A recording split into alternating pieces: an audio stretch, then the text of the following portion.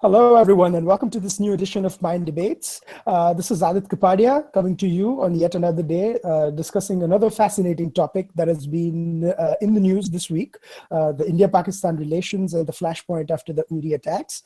Together with me are my co-hosts and co-panelists, Nanda Vashish and Pramod Kumar Burvalli.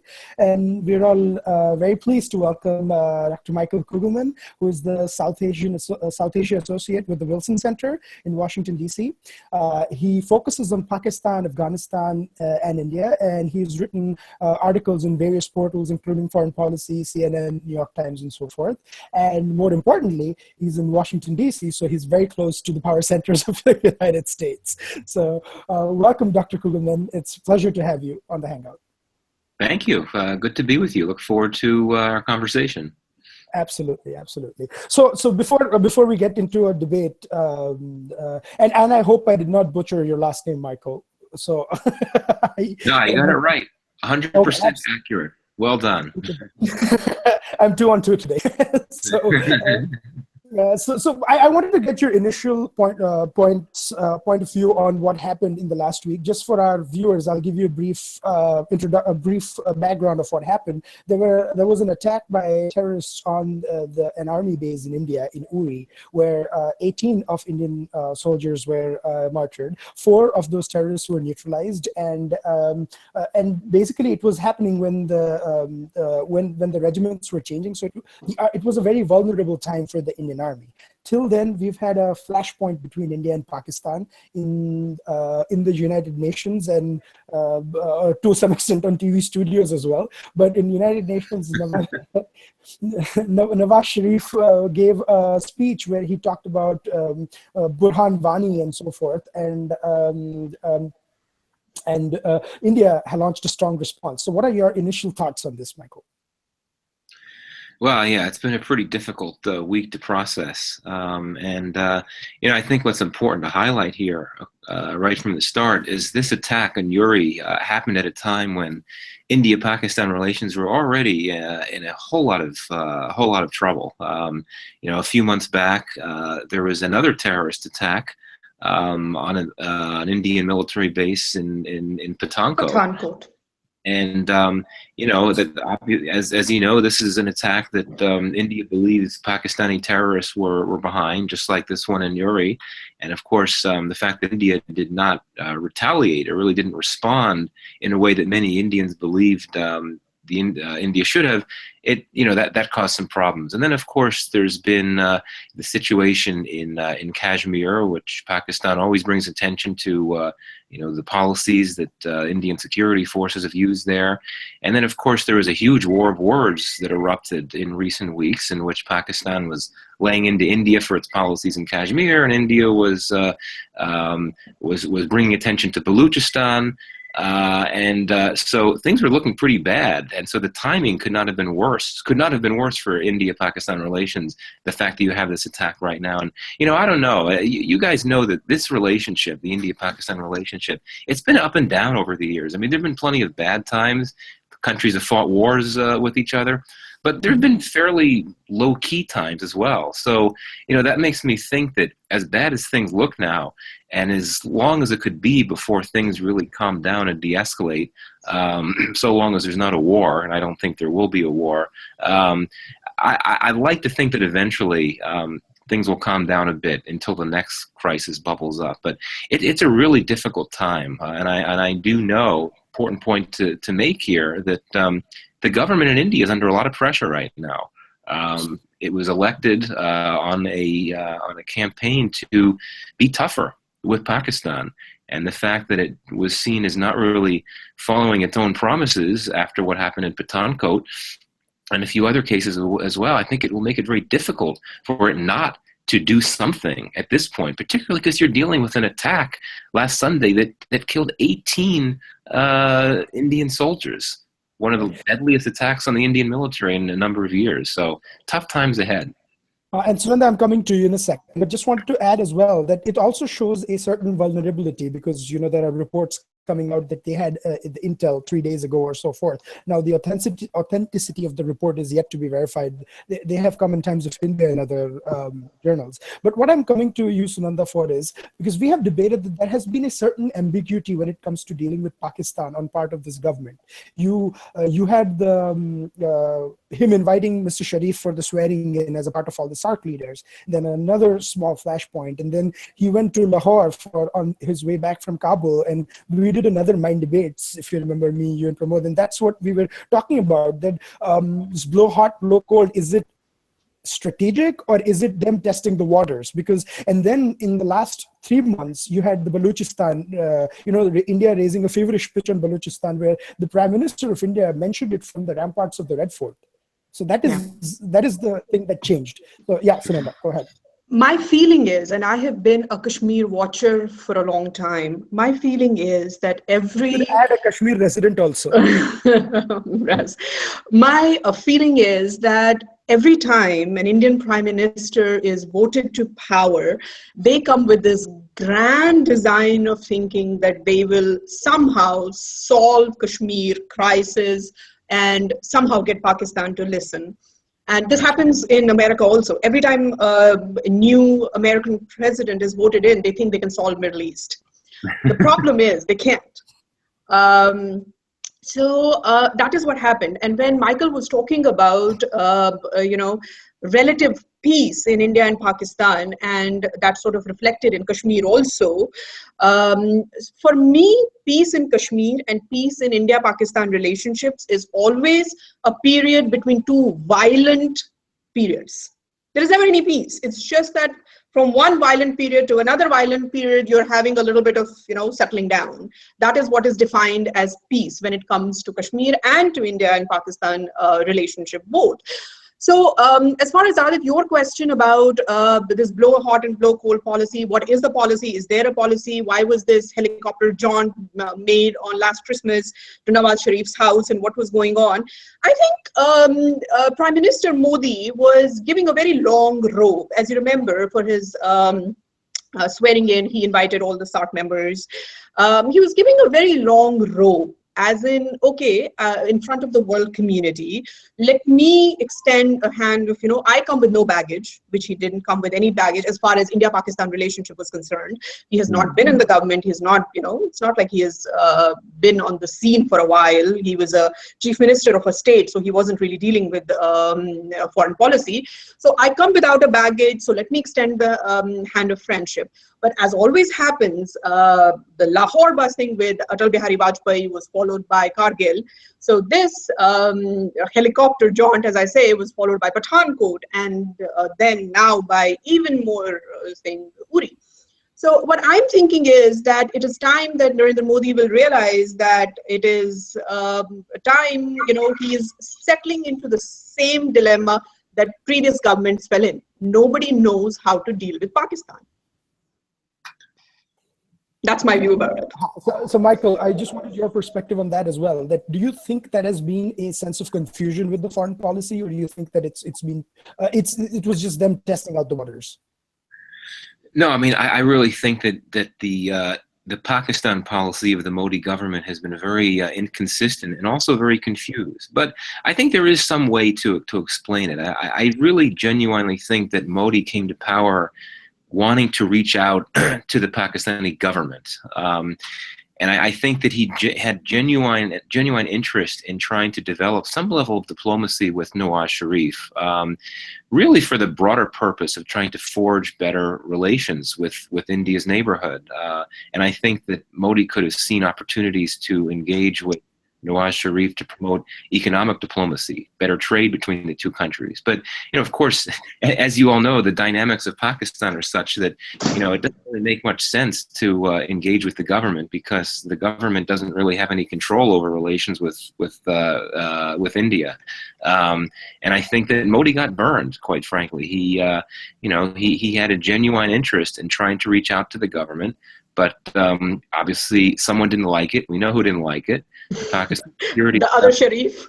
The other Sharif, indeed, the the Pakistani security establishment simply does not have a very strong interest at all in anything approximating conciliatory acts or diplomacy between India and Pakistan. And as you just said before, Sananda, whenever there's something good happens on the diplomatic front, something bad happens in India in terms of a terrorist attack. And I think we saw that. And I imagine that Modi will now be a lot more cautious in terms of how he deals with Pakistan, particularly as he understands that the army in Pakistan, which is always so powerful, is particularly on the offensive right now, and it's very much in the driver's seat in policy with India, and it really has no interest in improving things. So it was really, he thought that Sharif in Shalwar Kameez was on his side. He needed to get the Sharif in army fatigue on his side as well. That didn't happen.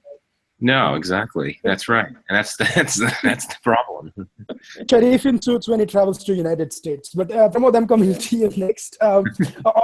But I have to add this also, that it's not been complete ambiguity on the foreign policy in general. I think this government's foreign policy approach overall has been very innovative and out of the box. And, they tried a couple of out of the box things with Pakistan, which may or may not have worked. But when it comes to reaching out to Afghanistan, the Baloch leaders, Sri Lanka or Bangladesh, it's been actually quite well. And even with Nepal, they floundered earlier, but now they have done so quite well. And the reactions that came out of the Bangladesh leaders and the Afghanistan leaders after Uri were quite significant. So the Pakistan military also could be reacting, because in a way they feel cornered with India improving relations with Afghanistan and also reaching out to the Baluchi leaders. That's my understanding on it. Mm-hmm. So yeah, Pramod, your point? Michael, a couple of days ago in a different interview, you had kind of, and that is precisely why I reached out to you, you had kind of alluded to India not having any serious military options on the table with Pakistan. And I'm sure you meant it in the sense that, both the countries really don't have any practical possible ways to win or hold on to territory, if you will, in Western terminology. Could you explain a little bit of that? And I have a comment or two to make also with the context in which you made that statement. Well, I mean, I would argue that India actually has plenty of military options to use against Pakistan. I mean, it's got one of the largest standing armies in the world, and there are all kinds of things it could do potentially. But my point is that realistically, it doesn't have any military options that it could undertake that would essentially bring about a situation that would not lead to a worse situation than India was in to start with. Let's face it, we all know that you have to deal with the nuclear question. And, Pakistan has been producing tactical nuclear weapons at a really alarming rate over the last few years. Tactical nuclear weapons are not the types of things that are stored away in a high security area. They're in a position to be deployed to the front. It's absolutely terrifying. And the concern, and I know this is a concern in India, is that if India were to stage some type of military action, I'm not even talking about sending ground troops in or even airstrikes, but just even targeted acts, limited targeted airstrikes against military facilities or Pakistani terrorists, that could raise concerns in Pakistan where you have to worry about India crossing nuclear red lines. I think there is a lot of concern. This is a deterrent that Pakistan uses. Pakistan does two things. It knows that its conventional forces are nowhere near as strong as India is. So it resorts to the nuclear issue, and also to asymmetrical methods of military warfare, which essentially means proxy warfare, providing support to terrorist groups that do terrible things in India. So I think that given all that, what you really have to look at somewhat more covert activities, more shadowy type of activities that wouldn't attract as much concern on the nuclear front, and really things where the Indians could state plausible deniability. So now I know that if there are people that would disagree with me and think that there are ways of getting around the nuclear umbrella. Probably so, but the question is, how much of a risk do you want to take? And at the end of the day, if India were to start, say, carrying out targeted assassination campaigns against top terrorists, or if it were to engage in covert acts to go after specific targets, would that actually lead to less terrorism in India? Would it lead to less Pakistan-based terrorism? I don't know. I think on the other hand, it would just embolden Pakistan. It would embolden the security establishment, unless you launch a huge full-scale war. But that's not an option, given the nuclear question. Michael, and this is where I, as a keen observer, having lived in the United States also for almost half of my life, where the Indian establishment can learn long-term strategic planning when you're dealing with a adversary that's close by. You know, when it comes to Cuba, when it comes to even Soviet Union for that matter, there's long-term, maybe 2 or 3 generations of people involved in that planning process, which took several different parts of that action, of that plan into motion. Mm-hmm. I'm not talking about the Cold War sort of strategy of, verbatim kind of implementing it with Pakistan. But I think India has realized that being very laid back in not looking at these things as possibilities. You mean, war doesn't, I mean, you don't go to war, but war comes to you all the time. India civilizationally, just as Israel has been fighting for a long time. And that strategic thinking is what's missing, you know, in Indian context. They've never really thought, well, we should plan in this eventuality. Your example of having not good military options, I think there are not immediate military options because they are not caught off guard. They just want to, the establishment in India at least wants the public pressure to build to an extent that it becomes inevitable. And I don't think the number of troops or the, I mean, I'm being very insensitive here to, you know what I'm saying? It's not you know, that the government wants another Mumbai to happen, but it's just not there yet from a public perception standpoint. Mm-hmm. So one more thing that I wanted to bring up, and what you said about nuclear, it's terrifying that Pakistan has nuclear weapons, and I mean the repercussions of war could be huge. But there's a sense amongst some commentators in India as well that India also has nuclear weapons, and that does not deter Pakistan-sponsored terrorists from carrying out these actions or so forth. So I'm not sure if it's correct view or not. But the debate is then should India respond overtly or covertly? What you said, that a covert ops would have been a better idea than an overt action. But what would you say to those commentators? Well, I mean, honestly, what I would say is probably not going to be very popular with those types of commentators. And I'll say this: India's claim that it's going to carry out a full investigation after this Uri attack. It seems to me that some irresponsible media reports in India have brought about a situation where we may think that there's much more of a case of Pakistani involvement than there actually was. Now, in the Uri attack. Now, I'll say this. I think there's a very good chance, a very strong chance, perhaps even a near certain chance, that the 4 terrorists had come from Pakistan, just because, it was such a sophisticated attack. It was so close to the border. That's my view. But then again, we're starting to hear these things leak out, that all this talk about the arms, the weapons carried by these terrorists had Pakistani markings. We're starting to hear now that the military and the government have backtracked from that, and it may not be true. So, I think that if we want to be thinking about ways that India can respond and go after Pakistan, it needs to be in the broader context of what's been happening with these 2 countries really over the last few years, and not necessarily just as a response to this specific attack. So I think that's something to keep in mind.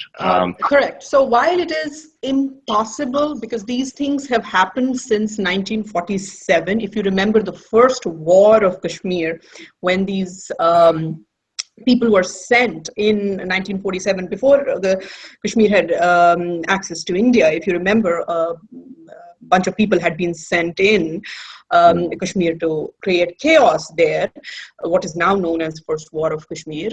Since then, Pakistan has been sending people to India. They have full support of military, they have full support of ISI, but it is very difficult to pinpoint them because now they're Fedayeen attackers. You don't get hold of them and you cannot interrogate them. So that's one point. Another point is that they have, over the period, they have grown very sophisticated about this stuff. So they don't leave a whole lot of trail back, you know. But there is no doubt in anyone's mind that these attacks are originating from Pakistan. They have the support of Pakistani military, because it's impossible to cross the LOC with such impunity and so frequently without somebody providing the covering fire, and that has to be Pakistani military. Yeah. And this kind of sophisticated attacks, you know, anybody who has been around Uri will tell you that this is a highly fortified place. It's impossible to get in there unless these people have been trained well. So where are they getting trained from? So obviously that point is there, but that's not what we are discussing. What we are discussing is that, and what I am really interested in is that there is no doubt that these attacks originate from Pakistan, or at least they are hatched in Pakistan, if nothing more. My point is that this irregular war, or this unconventional war, nobody in the world has won this unconventional war till now. Maybe Sri Lanka, but then at a huge cost, which you probably know. So India doesn't really have any good options. Well, I mean, there are other options that we haven't talked about yet, and some of them have just come up over the last few days. And quite frankly, I think there are certainly things that will be considered, but I think they're very problematic. I mean, you all probably remember that yesterday, or I think it was on Thursday of this week, the MEA spokesman essentially suggested that India could unilaterally revoke the Indus Waters Treaty with Pakistan. This is very interesting, and quite frankly, very dangerous. I'm actually writing an article about this right now.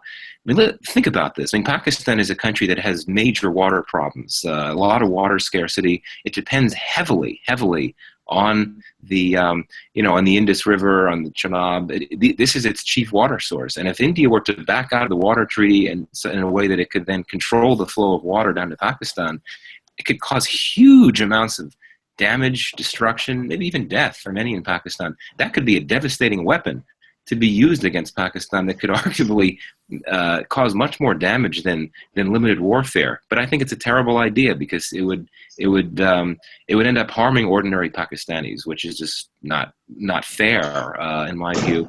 India would also be chastised very heavily by the international community. And, also if India were actually to do that, if it were to try to bottle up water to prevent it from going downstream, you could have a lot of flooding in a lot of cities in Punjab and in Kashmir. So, diplomatic options are certainly ways you can look. And one of the ways of doing that is to cancel that treaty. I just don't think it's the right idea. Other things that have been discussed are, essentially trying to isolate Pakistan. That's not going to work, because, for all these narratives about how Pakistan is increasingly on the defensive and cornered, China's still there supporting it. Russia was just in town to have some military discussions with Pakistan. Yeah, and the international financial institutions continue to provide a huge amount of money to Pakistan, and the ADB, World Bank, etc.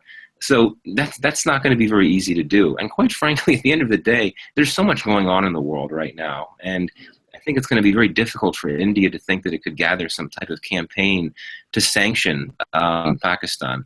Pakistan is already in a lot of trouble in the world. Here in Washington, the mood toward Pakistan is growing more hostile. But it's not going to be able to. You're not going to be able to do those types of things. So I think, to your question about what can be done, this is why it's so difficult to address this issue. There's very little that can be done about this, this terrible conflict and this dispute. There's very little. The only way here's the only way that things could work for the better. If somehow the Pakistani security establishment were to decide that it no longer has an interest, if it no longer needs to justify its legitimacy, and no longer needs to justify its having a big role in the Pakistani state by casting India as an existential threat, and by needing, therefore, to provide support to these terror groups that try to go after India because it's perceived as an existential threat. The entire way of thinking of the Pakistani army would need to change. It's not going to happen. That's not going to happen in my lifetime as well, at least. I doubt it. going to happen or my for kid's lifetime. You're a lot more, positive about things than I am, but No, not right now. because the main thing is that the Pakistani army, their strength or their funding or something comes from this sentiment that the state or so forth has towards India. That if they want to keep on getting more funding from the state, so if they do downplay that sentiment towards India or something, I don't think they stand to get the same amount of funding and so forth. And so it's it's for their existence as well that they would like to keep the India pot boiling on the Pakistan side. It's in Pakistan, army is the most important institution and the only institution that works seamlessly and really well. So it's very difficult to do that. I think a whole lot of it depends on what Washington thinks. Over the Before you come to Washington, Sunanda, just hold your thought. Okay. I wanted you to give a perspective because Michael mentioned the Indus Waters Treaty, and you had a fascinating set of tweets that said Indus Waters Treaty, Kashmir Assembly actually passed a resolution against the Indus Waters Treaty, saying that it has been unfair to them. And this was not like right now or so. No, in 2003. In 2003, when Abdullah government was in power. And when 2003 would be the Mufti government in power, I think. After that, this thing. But it was this was passed with the resolution was passed with the unanimous resolution. Yeah, but so I mean, all parties were going out on this thing. Just give a brief background on it. Yeah. So interestingly, what happens with Indus Waters Treaty is that while we haven't heard about this much in when we talk about, Indians love talking about Pakistan and vice versa. But there is one thing that has never crept into the discourse, and that is Indus Waters Treaty till now. That is till now. In Vajpayee time, they did mull about it for a while, but it hasn't, they never did anything about it. No government did anything about the treaty. So through the wars and through peacetime, this treaty stood the test of time. It stood there. Chiefly because India wouldn't do anything. Being a responsible democracy, they wouldn't want to incur the wrath of international community. But the only thing that works so well between India and Pakistan doesn't work well in Kashmir. Kashmiris are very unhappy with Indus Waters Treaty because they feel only 40% of their land can be irrigated because of that. They feel they can only use 10% of hydroelectricity. They can use only hydroelectricity. They cannot harness more hydroelectricity there, more than 10%, because they don't have control over the water. So in 2003, the Assembly passed a resolution saying that they want this treaty to be repealed. So this is interesting that Indus Waters Treaty has come into narrative, and I would like to see how that happens. I don't think India would want to be responsible for, or India doesn't like to be called out for any kind of humanity, or being responsible for any kind of humanitarian crisis. Mm-hmm. So they wouldn't do that. But I do want to bring in a perspective that Kashmiris are not happy with the Indus Waters Treaty at all. Kashmiris on this side, on the Indian side. For good reason. Yeah, I mean, it's a treaty it's much more, it's a better deal for Pakistan than India. I mean, as you know, 80% of the total water flows of the Indus River Basin are allocated to Pakistan. Yes, it's not a fair treaty. It's not for India, yeah. And of course, as you suggested, India has its hands tied in terms of the types of hydroelectric projects that can develop in Kashmir. And I totally understand why Kashmiris wouldn't like the deal. But, my point is that it's not the right weapon to use against Pakistan at this point, just because it would be, as you say, cause a humanitarian disaster in Pakistan. If you stage covert strikes, if you go after Pakistani terrorists, that's not going to harm ordinary Pakistanis who don't want to. They just want to go on with their life and don't care about terrorism. But if you cut off the Indus Waters Treaty, it could really harm a lot of people.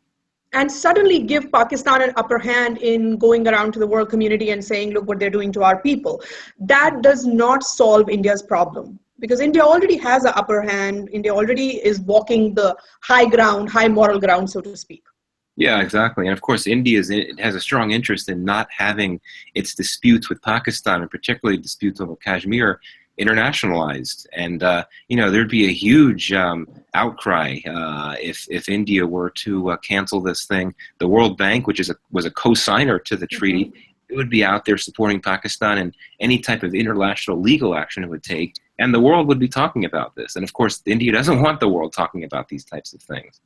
Yeah, no, interesting point. Yeah, and I'm going to bring in Pramod in just a second. And that's pretty much the point, is that how much does India want to internationalize the dispute? Although the one set of views, I'm playing the devil's advocate here, that they said that India should be more assertive and not basically solve its problems with Pakistan itself, rather than going across the world and getting diplomatic support and so on. But how this pans out remains to be seen in the next. So far, it's been an interesting stance that they've taken. And on a lighter note, I always say that the first reaction that any Indian government does is stop cricket matches with Pakistan.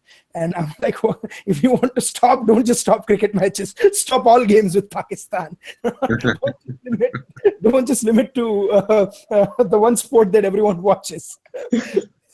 So anyways, Pramod, your point on this. Michael, as an ever-increasing demographic in terms of Indian Americans who essentially came in for their professional pursuits, they're now kind of getting much more involved at the societal level, at the political level.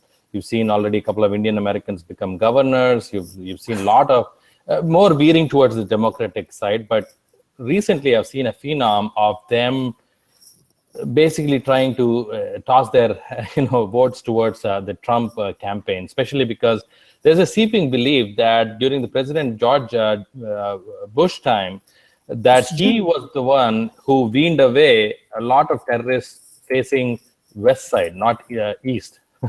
And that could be essentially what Trump could end up doing, is getting the United States, the global policeman, the global international superpower, to be involved much more than ever before. You've seen the logistics agreement that India has signed. And as Indian Americans, do you ever feel that could end up becoming an influential bloc like the Jewish American lobby? Or do you think there's still ways to go for that to happen? Yeah, it's hard to generalize. I mean, you make a very good point about Indian Americans, pardon me, and how significant they've become. And we have an Indian American ambassador to India, Richard Verma. Yeah. So, it really is extraordinary. I don't know. I wouldn't want to generalize when it comes to Indian Americans and voting patterns. Certainly there's been a lot of prominent coverage given to the fact that Donald Trump seems to have a fair amount of support from some of the more right-wing pockets in India because of his harsh views against Muslims. I don't know. I mean, I really don't know. My sense is that, I don't want to speculate, obviously. My sense is that any advantages you can have of a President Trump in the sense of him being harsh on terror and him trying to, bring more focus on having a less wishy-washy, less ambiguous position on how to deal with terrorism around the world. His policies and the inflammatory things that he said and continue to say about Muslims could just inflame the situation and bring about more terrorism. Another thing, he's been very inconsistent. He's actually suggested that he would want the U.S. to not withdraw, but tone down its role in the world. And I think that could have a huge bearing on how he deals with some of these international terrorism problems. And he keeps talking about how he has a plan to go after ISIS. He won't reveal what that plan is. But for all that said, he suggested many times that he would want the U.S. to be doing less in the world and focusing more on the economy and making America great again, so to speak, at home. So hard to say, really hard to say. And as such a community, the Indian American community, I don't want to generalize. I know. So President Hillary or President Trump, that is for Americans to decide. We'll leave it to that. But a general sense in Indian commentariat is that whether it's Republicans or Democrats, India right now enjoys a healthy bipartisan support on the Hill. So it doesn't matter who comes to power. That's really for Americans to decide. And, India over the period of time has maybe from George W. Bush years to Obama years, enjoys a certain kind of, they're not allies or anything, but enjoys a certain kind of warmth, for lack of a better word, right now amongst the US lawmakers. So Indians think that America may stand on its side or may not oppose it when it comes to India-Pakistan situation. What is your view on that? Do you think Washington will stay neutral if anything, if a flashpoint comes between India and Pakistan? Yeah, I mean, the term you hear a lot is that the India-U.S. relationship is one of the only bilateral relationships that has bipartisan support, and that's very true. I would actually argue that the U.S. position on India is evolving, and for the better for India. I was very struck by right after the Uri attack happened, the State Department came out with a very brief statement in reaction to the attack, and it effectively said that the U.S. stands behind India in its fight against terror.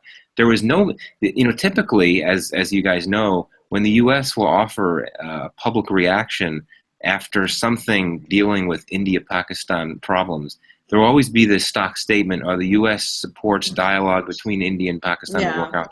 That was missing. The dialogue bit was missing. Yeah, and that's key, because that suggests that the U.S. is moving away from a position that would be more friendly to Pakistan, in the sense of the U.S. favoring discussing Kashmir and the broader relationship. So that's big. This is a relationship that's going places. I really think that regardless of who the next U.S. president is, the the U.S.-India relationship is in a really good spot. There's a lot of movement on technology transfers, and I think we're moving to a point, conceivably, where the U.S. could be providing drones to India down the road. There's been a lot of talk about how India has been trying to seek both armed and unarmed drones from the United States, and also Israel. But that could be huge, and the U.S. would never support any type of Indian military action in Pakistan. It would not support that. But I think quietly, the U.S. would want to find ways to help India do the small things to make the terrorism problem a bit less serious in India. And one way of doing that is to provide more intelligence to India about the location and the movement of terrorists in Pakistan, providing drones, which would significantly enhance India's capacity to undertake covert operations. We didn't even bring this up. There are a lot of concerns about Indian capabilities in carrying out military actions in Pakistan.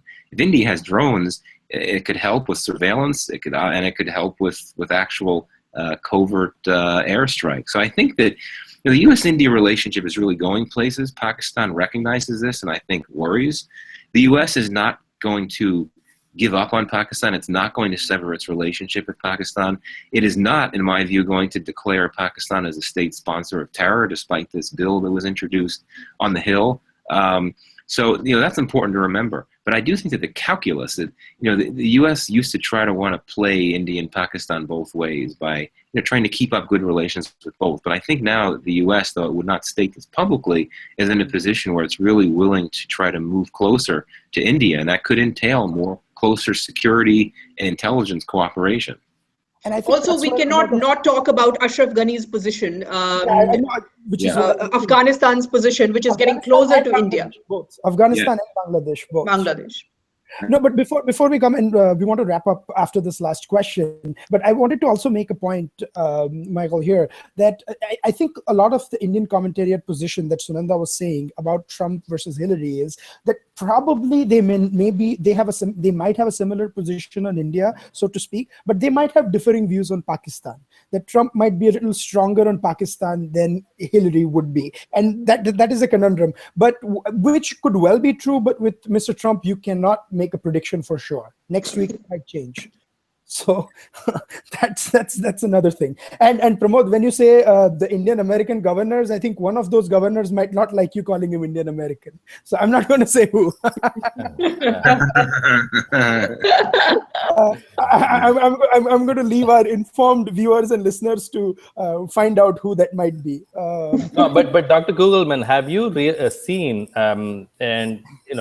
in my generation, when we first came to the United States, we were really soft-spoken. We were not really able to express ourselves as much as we could have on many various issues. maybe demographics helped, or success helps, or maybe confidence building is a process over a period of time. Have you noticed that the Indian Americans, and especially people living here, are much more vocal than ever before? Have you seen that kind of a trend now? Vocal about politics, you mean, or just generally? Politics, especially China, Pakistan, everything, they wouldn't speak as much. That's my feeling. Yeah, well, I mean, it definitely has an increasingly stronger presence in Washington. And of course, part of that is just because the community continues to grow. And, you look around, you see so many Indian Americans in politics now, both in state and local levels. And as I mentioned before, you've got Rich Verma, is the Indian American ambassador to India. Yeah. And I think Americans are just becoming increasingly more comfortable with Indian Americans. Let's not forget, as you guys know, it wasn't too long ago when the U.S.-India relationship was a disaster.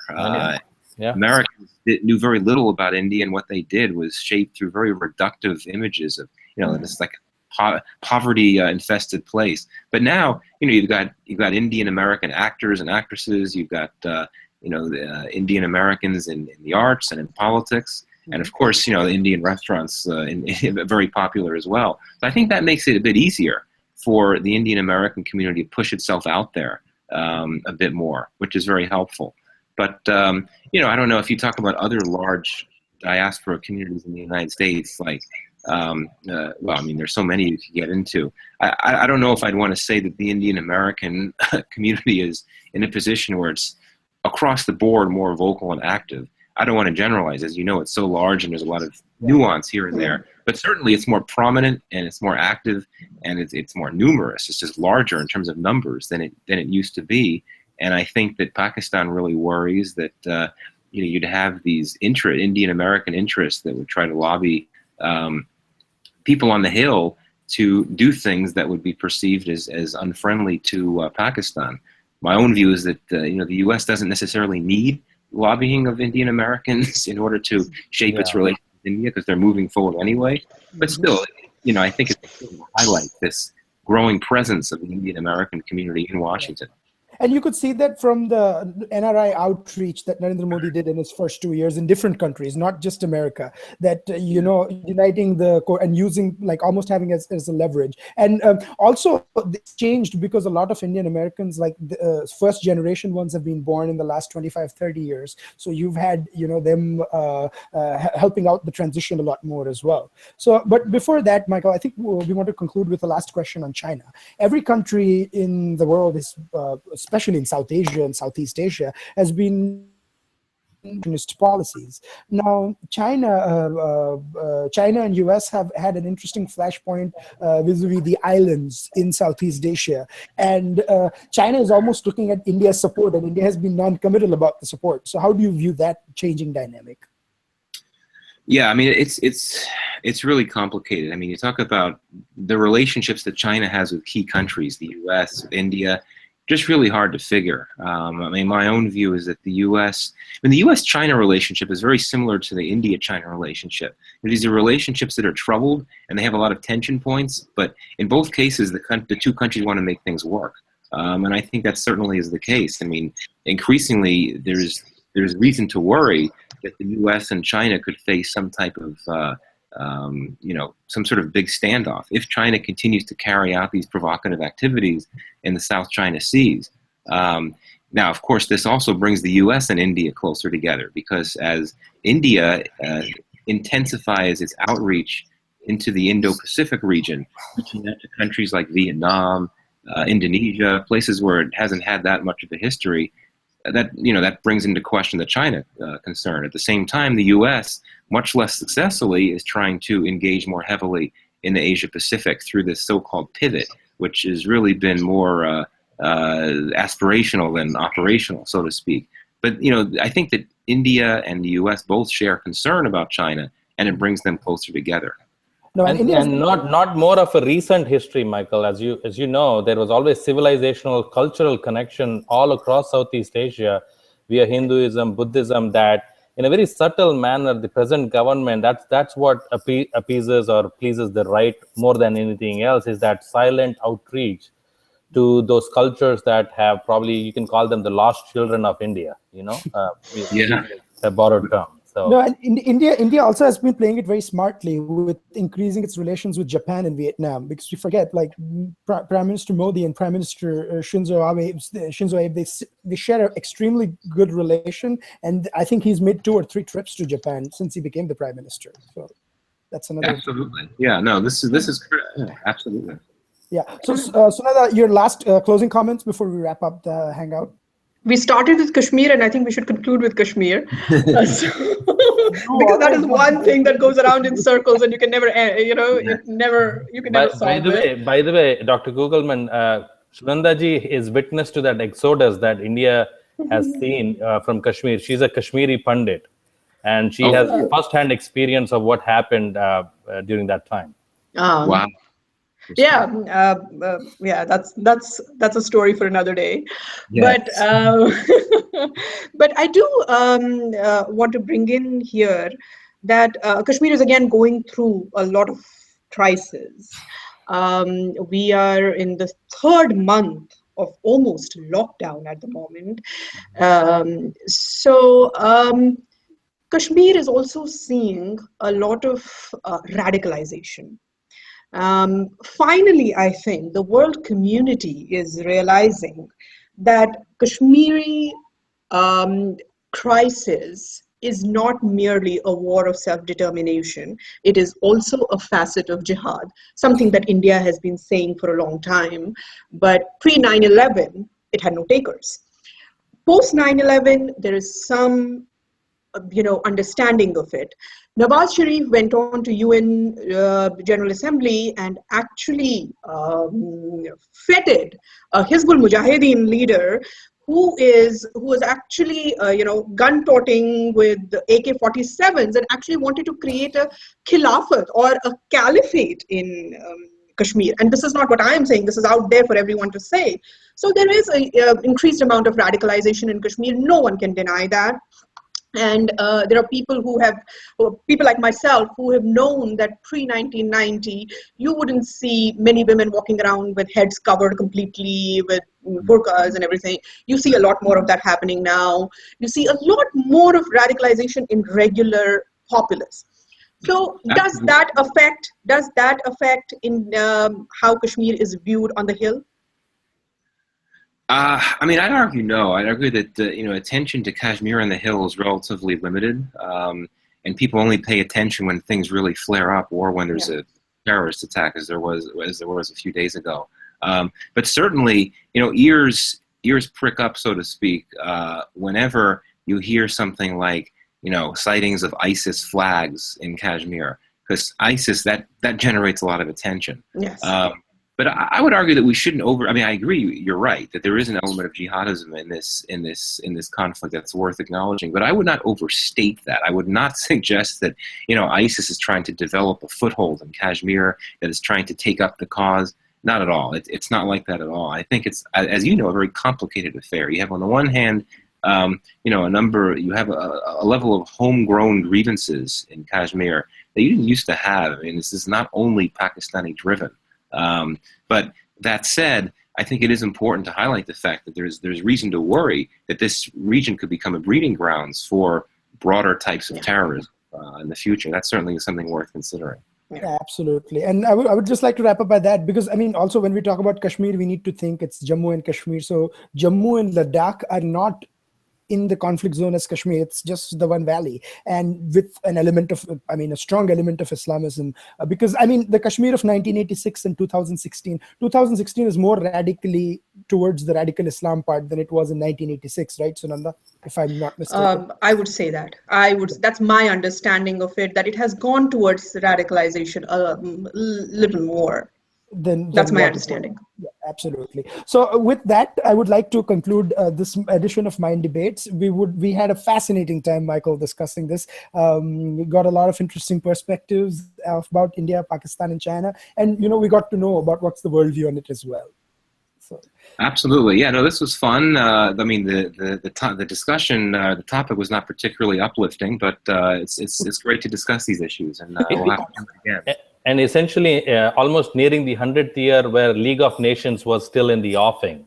Can you believe that? Yes, Wow. that's right. Yeah, you know, I keep track of things, Dr. Kugelman. You do. We can say that. Yeah, you have your own timeline, Pramod, for these things. No, but and probably Michael liked it that we were not trying to shout each other's head off, like. Which I appreciate. I've done my share of. I've been on Indian news shows, and I know all about shouting. And I knew I wouldn't have to wear earmuffs on this show. So thank you. There you go. Absolutely. So once again, I thank all the viewers for joining us. This is Adit Kapadia signing off on yet another debate. We'll be back soon. Thank you.